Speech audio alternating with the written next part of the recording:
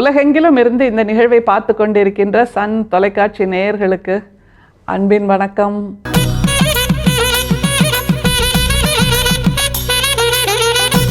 ஒரு பாட்டு உண்டு, வேப்பமர உச்சியில் நின்று பேயொன்னு ஆடுதுன்னு விளையாட போகும்போது சொல்லி வைப்பாங்க அப்படின்னு பட்டுக்கோட்டையாரோட ஒரு அருமையான பாடல். ஒரு குழந்தையை எப்படியெல்லாம் வளர்ப்பாங்கன்னு சொல்லுகின்ற அந்த பாடல்ல வேப்பமர உச்சியில் நின்று பேயொன்னு ஆடுதுன்னு அப்படின்னு ஆரம்பிப்பார். அதெல்லாம் ஒரு சில கற்பனைகள் அப்படின்னு வச்சுக்கிட்டா கூட இந்த மாதிரியான கற்பனைகளால் நம்முடைய வாழ்க்கை சுவாரஸ்யமாகிறது அப்படிங்கிறது ஒன்று. அதை தவிர இந்த மாதிரியான அச்சம் இல்லாமல் வாழ்வதற்கு நீ பழகி கொள்ள வேண்டும் அப்படின்னு குழந்தைகளை வளர்ப்பதற்கு நாம் இந்த மாதிரி கதைகளை எல்லாம் சொல்லி வளர்க்குறோம். பொதுவாக இந்த மாதிரி கருமை உருவகங்கள் இது எல்லாவற்றையுமே நாம் அதிகமாக கொண்டாடுறதில்லைங்கிறது ஒன்று. அந்த பேய் என்கின்ற அந்த உருவகமே மனசில் இருக்கக்கூடிய அறியாமை என்பது நம்ம எல்லாருக்குமே தெரியும். அறியாமை தான் அச்சத்தை தரும், அறியாமை தான் தயக்கத்தை தரும், அறியாமை தான் அறிவின்மையை தரும், அறியாமை தான் ஐயோ என்ன செய்யறது, இங்கே போய் நான் மாட்டிக்கிட்டா என்ன பண்ணுறது, போய் தான் பாருங்களேன். உலகத்தில் ரெண்டு பதில் தாங்க எந்த ஒரு பிரச்சனைக்கும். ஒன்று ஆமாம், இல்லைன்னா இல்லை. இது ரெண்டை தவிர வேறு எந்த விதமான பதிலும் உலகத்தில் கிடையவே கிடையாது அப்படிங்கிறது நமக்கு நல்லா தெரியும். அப்படின்னா மனசில் அச்சப்பேய் இருக்குன்னு வச்சுக்கோங்க, அப்போது பயப்படுவோம். முதல் அடி எடுத்து வைக்கிறதுக்கு கூட பயப்படுவோம்.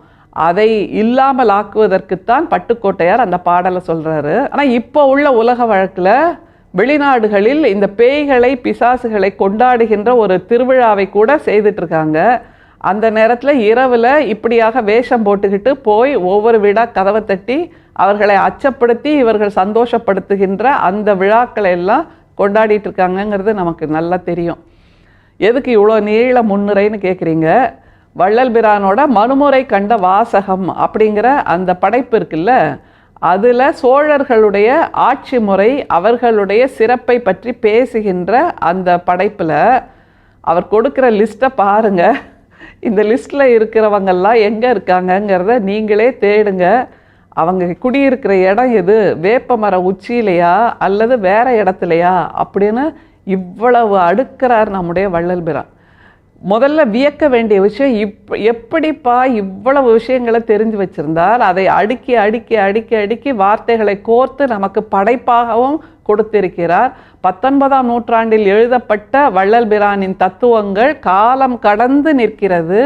எப்படி இவ்வளவு வல்லமை அவருக்கு கிடைத்தது அப்படின்னா, அவர் சொல்லுகின்ற அந்த இருட்பேய் அவரிடம் இல்லாமல் இருந்தது, அறியாமை பேய் அவரிடம் இல்லாமல் இருந்தது, அச்சப்பேய் அவரிடம் இல்லாமல் இருந்தது, தயக்கப்பேய் அவரிடம் இல்லாமல் இருந்ததுங்கிறத இந்த பாடல் வரிகள், ஒரு உரைநடையின் நடுவில் வருகின்ற பாடல் வரிகள். அதற்கு புதுசாக விளக்கம்னு தேவையே இல்லை. படிக்கும் போதே எல்லாருக்கும் புரியக்கூடிய மிக இயல்பான தமிழில் வள்ளல் பிரான் எழுதியிருக்காரு. முதல்ல கை விரலை விட்டு எண்ணிட்டே வாங்க எத்தனை சொல்கிறார் என்று. அந்த அளவுக்கு ஆச்சரியமாக இருக்கின்ற இவர்கள் எங்கே வசிக்கிறார்கள்? வேப்பமர உச்சியிலையா வேற இடத்துலையா? பாருங்க. யான் என்கின்ற ஆணவ பேயும், எனது என்கின்ற ராட்சத பேயும், மாயை என்கின்ற வஞ்சக பேயும், பெண்ணாசை என்கின்ற பெரும் பேயும், மண்ணாசை என்கின்ற மானிட பேயும், பொன்னாசை என்கின்ற பொல்லா பேயும், குரோதம் என்கின்ற கொள்ளிவாய் பேயும், உலோபம் என்கின்ற உதவா பேயும், போகம் என்கின்ற மூட பேயும், மதம் என்கின்ற வலக்கார பேயும், மாச்சரியம் என்கின்ற மலட்டு பேயும், மனப்பேயோடு கூடி இரவும் பகலும் ஆட்ட ஆடி ஆடி இழைக்கின்ற அடியேனை காத்தருள திருவுளம் இறங்கி தரிசனம் கட்டளையிட்டு துன்பத்தை நீக்கி இன்பத்தை அளித்த எம்பெருமானே. எத்தனை பேய் சொன்னாருங்க? 11 பேய். இந்த 11 பேயும் எந்த வேப்பமர உச்சியில் இருக்குது? வேற எங்கேயும் இல்லை, நம்மோட மனசில் தான் இருக்குது. அவ்வளவும் குடியிருக்கக்கூடிய வேப்பமரம் என்பது நம்முடைய மனசு.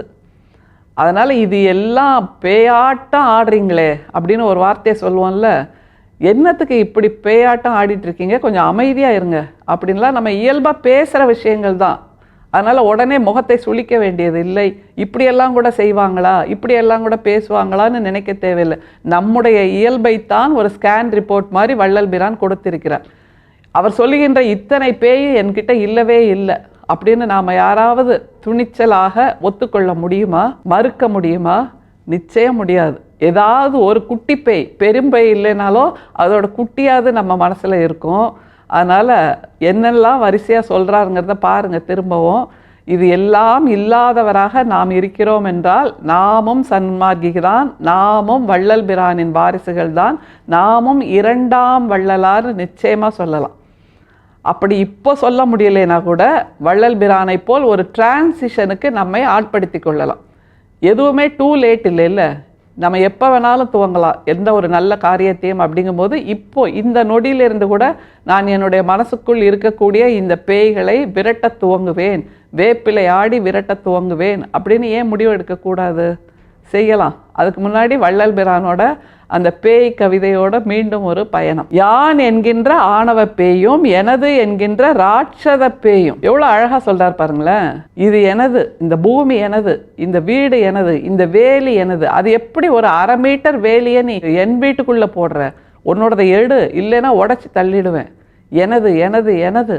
மற்றவர்களுக்கு கிள்ளி கூட கொடுக்க மாட்டேன். நீங்கள் எல்லோரும் எனக்கு அள்ளி கொடுங்கள். அப்படி கொடுத்தால் உங்களுக்கு புண்ணியம் வந்து சேரும்னு சொல்லி அந்த மாதிரியாக ஒரு நாகரீக திருவோடு ஏந்துகின்றவர்களாக இருக்கக்கூடியவர்களைத்தான் வள்ளல் பிரான் இதில் சொல்கிறார். அதனால் ஆழமாக யோசிங்க. வள்ளல் பிரான் சொல்லுவது மிக துல்லியமான ஒரு பிக்சரஸ்க் டிஸ்கிரிப்ஷன்.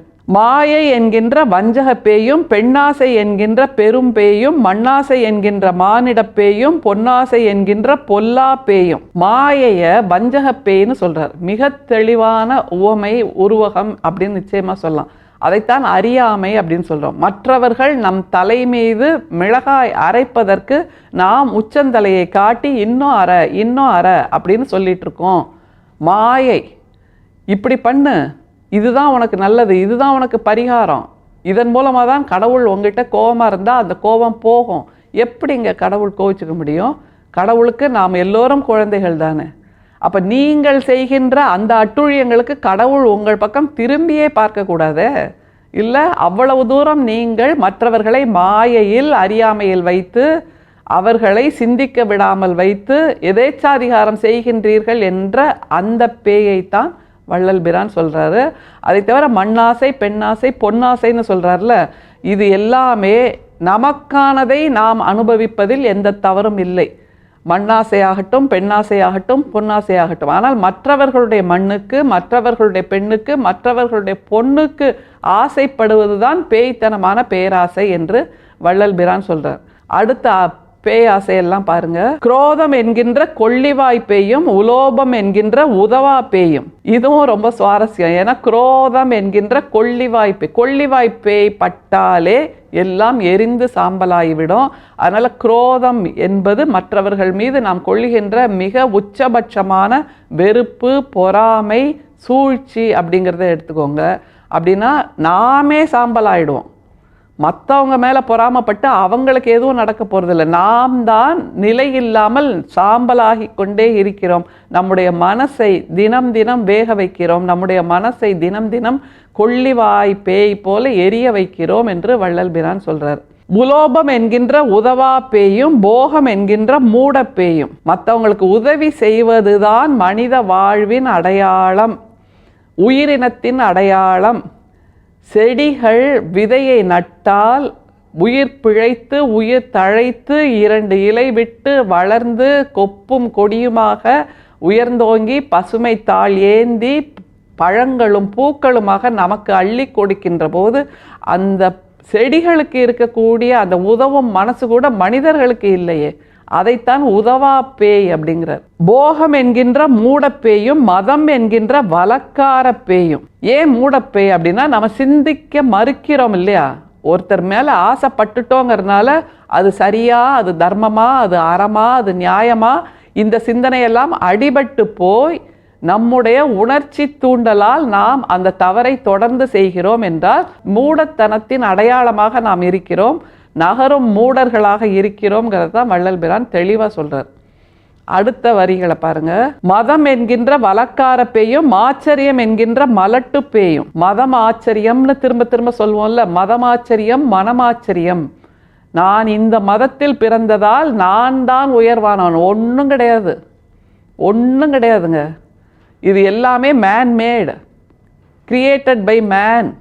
அப்படிங்கிறப்போ இதில் என்ன உயர்வு நவிர்ச்சி, இதில் என்ன எதேச்சாதிகாரம்ங்கிறத தான் வள்ளல் பிரான் சொல்கிறாரு. எனவே மனமாச்சரியம், மதமாச்சரியம், அந்த மதத்தினால் நான் தான் உயர்ந்தவன் என்று நம்மை எதேச்சாதிகாரமாக நினைத்து கொள்கின்ற அந்த தன்மை எல்லாமே பேயின் வடிவம். அது இல்லாதவனாக நான் இருக்கிறேன்னு சொல்லி நிறைவு செய்கிறார். நிறைவு வரியை மட்டும் பாருங்க. மனப்பேயோடு கூடி இரவும் பகலும் ஆட்ட ஆடி ஆடி இழைக்கின்ற அடியேனை காத்தருள திருவுளம் இறங்கி தரிசனம் கட்டளையிட்டு துன்பத்தை நீக்கி இன்பத்தை அளித்த எம்பெருமானே. தரிசனம் கட்டளையிட்டுங்கிற வரி ரொம்ப முக்கியம். ஏன்னா அவர் சிதம்பர ரகசியம் என்கின்ற அந்த தரிசனத்துக்காக போன போதுதான் இத்தனை பேய்கள் ஆட்டுவித்த அந்த வைதிகர்கள் அங்கே இருந்து நம்முடைய வள்ளல் பிரானை நீ மேலேறி வந்து சிதம்பர ரகசியத்தை தரிசிக்க கூடாது என்று சொன்னார்கள். அதனால்தான் அவர்கள் அத்தனை பேரும் வைதீகர்கள் அல்ல, இத்தனை பேய்கள் குடியிருக்கின்ற மனிதர்கள் என்று அவர் கண்டறிந்தார். அதனால் இத்தனை பேய்களையும் விரட்ட வேண்டும் என்ற ஒரு முடிவுக்கு வந்து ஒரு வேப்பிலை கொத்தை கையில் ஏந்தி சமூகத்துக்கான பேய்களை விரட்டினார். அந்த சமூகத்துக்கான பேய்களை விரட்டுகின்ற வேப்பிலை கொத்துதான் வள்ளல் பிரான் கண்டுபிடித்த அருட்பெரும் சோதி.